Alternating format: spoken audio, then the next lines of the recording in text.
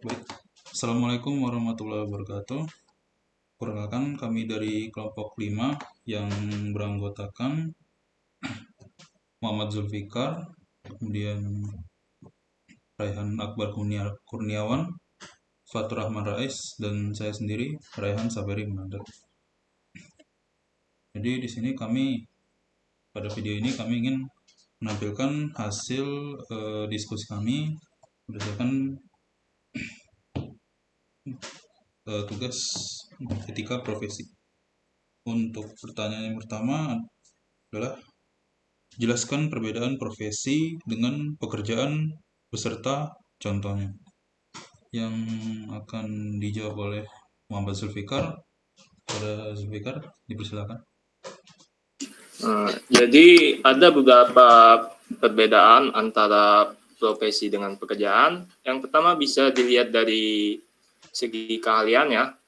Dari segi keahlian, untuk profesi itu membutuhkan keahlian tertentu untuk memulainya, sedangkan pada pekerjaan tidak membutuhkan keahlian tertentu. Yang kedua dari latar belakang pendidikannya, untuk profesi biasanya membutuhkan latar belakang pendidikan untuk mendapatkan keterampilan atau pengetahuan yang sesuai dengan bidangnya, sedangkan untuk pekerjaan tidak membutuhkan latar belakang yang berhubungan. Yang ketiga bisa dilihat dari kualifikasinya. Biasanya untuk profesi itu membutuhkan kualifikasi tertentu yang harus dipenuhi oleh seseorang, sedangkan untuk pekerjaan biasanya itu dia tidak membutuhkan kualifikasi, hanya untuk giat bekerja saja.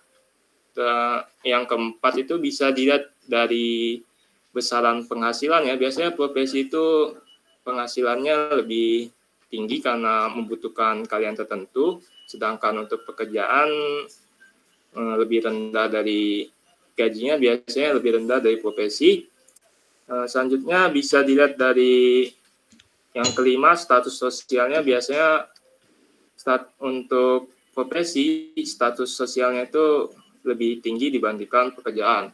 Untuk contohnya itu profesi itu bisa ilmuwan, profesor, dokter, itu masinis, dan sebagainya. Untuk pekerjaan itu biasanya nelayan, pedagang, tukang ojek, pedagang, dan lain-lain. Sekian jawaban dari saya, terima kasih. Baik, untuk pertanyaan kedua adalah apa yang dimaksud dengan kode etik? Untuk pertanyaan ini akan dijelaskan oleh Raihan Akbar Kurniawan. Kepada Raihan, dipersilakan. Ya, pengertian kode etik menurut para ahli yaitu sebagai berikut. Menurut Barton L., kode etik merupakan norma yang telah ditetapkan dan diterima oleh kelompok profesi untuk mengarahkan atau memberikan petunjuk kepada para anggotanya mengenai tata cara berbuat. Menurut Howard Stephenson mengatakan bahwa kode etik merupakan bagi kegiatan humas yang secara praktis memiliki seni keterampilan atau pelayanan tertentu yang berlandaskan latihan, kemampuan, dan pengetahuan serta diakui dengan standar etikanya. Kode etik juga dapat diartikan sebagai pola aturan, tata cara, tanda, pedoman etis dalam melakukan suatu kegiatan atau pekerjaan. Kode etik merupakan pola aturan atau tata cara pedoman perilaku. Tujuan dari kode etiknya adalah agar profesional memberikan jasa sebaik-baiknya kepada penggunanya. Adanya kode etik akan melindungi perbuatan yang tidak profesional. Dalam kaitannya dengan profesi, kode etik merupakan tata cara atau aturan yang menjadi standar kegiatan anggota suatu profesi. Kode etik menggambarkan nilai-nilai profesional suatu profesi yang diterjemahkan dalam standar perilaku anggotanya. Nilai profesional paling utama adalah keinginan untuk mengabdikan kepada masyarakat. Sekian yang bisa saya jawab. Baik, untuk pertanyaan ketiga adalah diskusikan etos kerja di Jepang. Untuk pertanyaan ini akan dijelaskan oleh Fatur Rahman Rais. Kepada Fatur Rahman Rais, dipersilakan. Baik, dalam etos kerja prinsip di orang Jepang ada 5, yaitu yang pertama adalah Nishikokan. Nishikokan ini sebenarnya merupakan budaya bertukar kartu nama.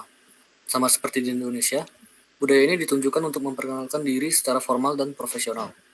Orang Jepang memiliki tata cara atau tata krama sendiri saat bertukar kartu nama. Misal mulai dari sikap, cara memberikan kartu nama, hingga tata krama saat menerima kartu nama dari lawan bicara. Yang kedua adalah ganbate. Jadi pada dalam bahasa Indonesia ganbate ini bisa diartikan untuk ungkapan motivasi, untuk menyemangati diri sendiri atau orang lain.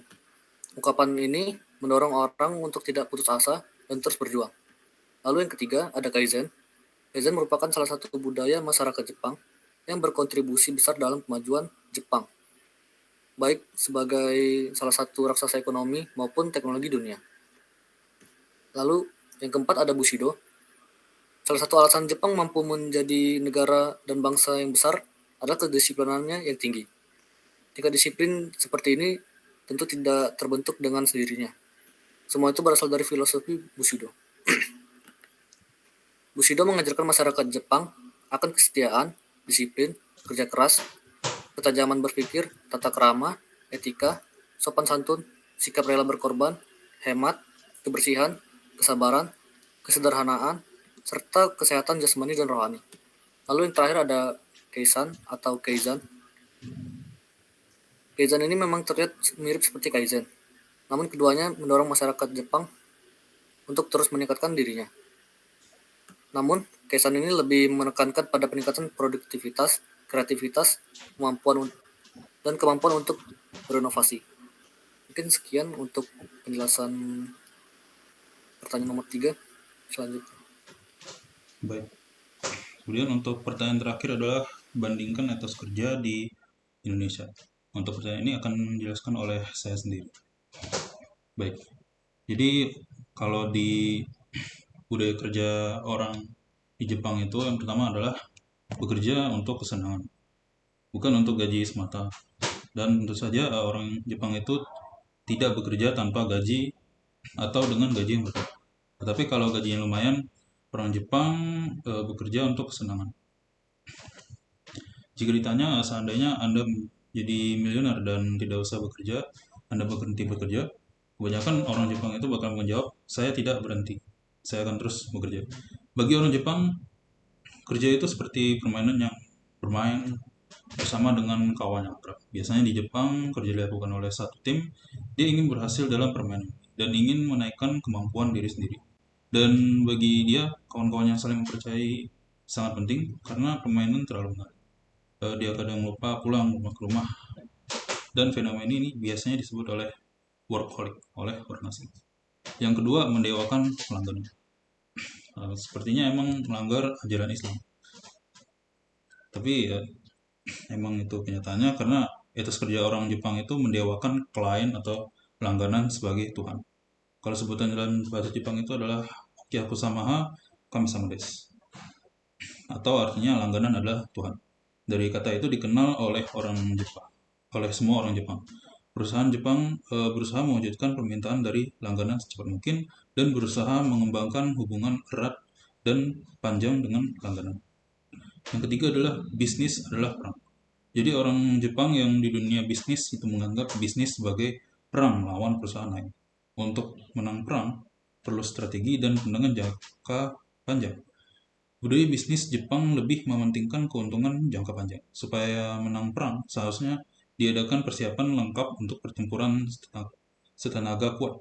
Semua orang Jepang tahu peribahasa yang disebut haragahete ikusaha dekinu. Artinya itu adalah kalau lapar tidak bisa bertempur. Oleh karena itu, orang Jepang tidak akan menerima kebiasaan puasa. Bagi orang Jepang untuk bekerja harus makan dan mempersiapkan kondisi lengkap. Kemudian kalau kita bandingkan dengan etos kerja di orang Indonesia, kita bisa melihat untuk levelnya ini masih di bawah dari orang Jepang.